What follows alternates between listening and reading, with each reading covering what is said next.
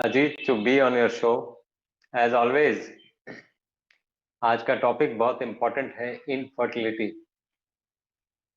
Infertility ये 30 साल से क्यों चल रहा है? क्यों इसके पहले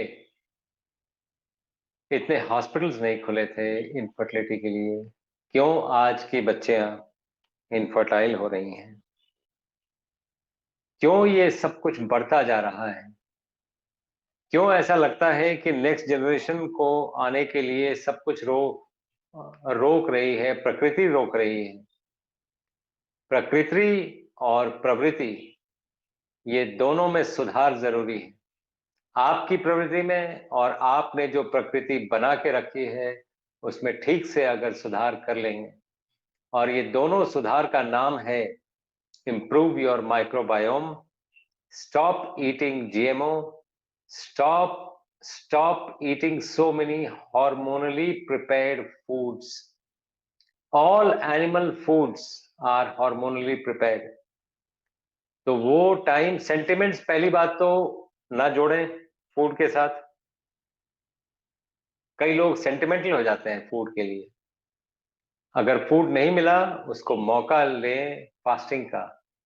take it as an opportunity to fast और फास्टिंग पे चले जाएं। आप उसके बेनिफिट्स सोच नहीं सकते हैं। पानी पी के काम चला लें, वो ज्यादा जरूरी है। इनफैक्ट हम अगर खाने को रेगुलेट कर लें तो बहुत सी प्रॉब्लम्स हमारी अवॉइड हो जाएंगी। अब आप देखिए, we are staying in a hormonally challenge generation. Male और फीमेल में क्या फर्क है? सिर्फ हार्मोन्स का फर्क है। अगर मेल हार्मोन्स बढ़ जाए तो मेल फीमेल बन जाएगा, एटीट्यूड भी चेंज कर जाएगा। और फीमेल में मेल हार्मोन्स बढ़ जाए तो आवाज भी मेल लाइक हो जाएगी, जो यूजुअली कुछ एज के बाद मैं देखता हूं लोगों की आवाज में वो नरमी नहीं रहती है। It is all hormonal challenges that we are facing. आप देखें ना, सीधी की सीधी बात है, दिमाग हमारा ठीक नहीं काम कर रहा है, सब लोग डिप्रेस्ड हैं। डिप्रेशन का कारण हार्मोन्स है। नीचे आ जाइए, थायराइड प्रॉब्लम्स हम ठीक नहीं कर पा रहे हैं, प्रॉब्लम हार्मोन्स है। उसके नीचे आ जाइए, ब्रेस्ट ब्रेस्ट के कैंसर्स बढ़ते जा रहे हैं, प्रॉब्लम क्या है? हार्मोन्स। उसके नीचे आ जाइए, पैंक्रियास पैंक्रियास से डायबिटीज होता है, क्या प्रॉब्लम है? हार्मोन्स। उसके नीचे आ जाइए, एड्रीनल ग्लैंड्स। एड्रीनल ग्लैंड से क्या होता है? ब्लड प्रेशर हम कंट्रोल नहीं कर पा रहे हैं।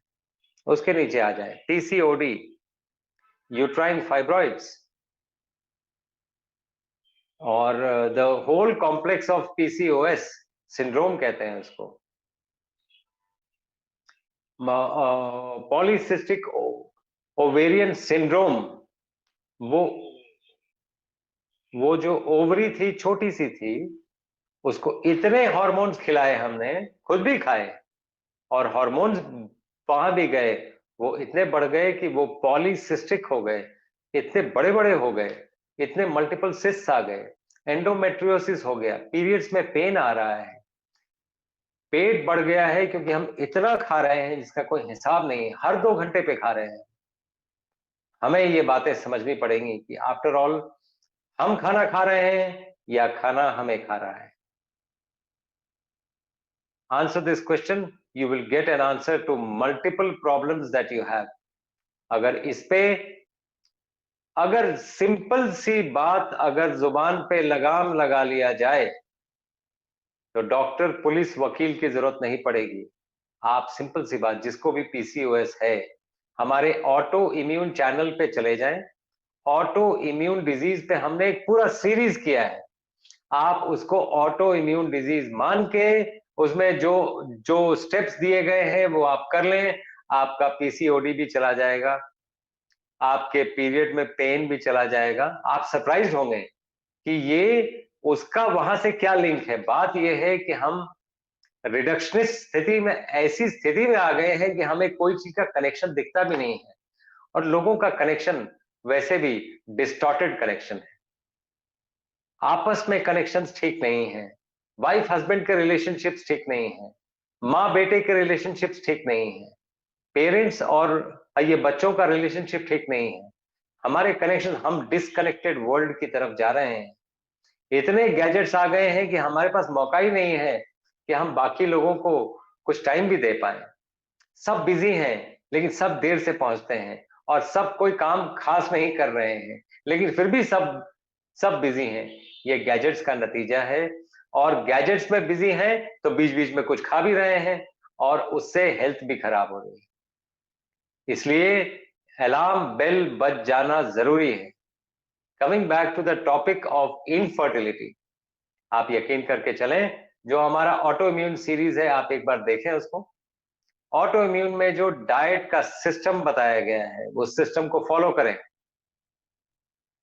और आज एक अल्ट्रासाउंड कराएं, पीसीओएस जो सिंड्रोम है, और 1.5 महीने के बाद 45 डेज तक ऐसे रह के अल्ट्रासाउंड कराएं, उसी रेडियोलॉजिस्ट से कराएं जिस रेडियोलॉजिस्ट से पहले कराया था।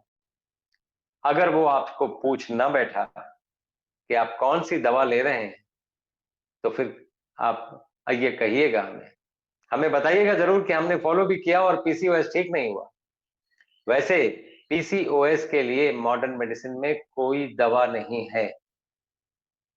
जो दवा दी जाती है उससे पीसीओएस कभी ठीक नहीं होता है। आप ठीक से गायनेकोलॉजिस्ट को पूछिए, and that is these hormonal problems are the basic reason why you are hormonally challenged. If you are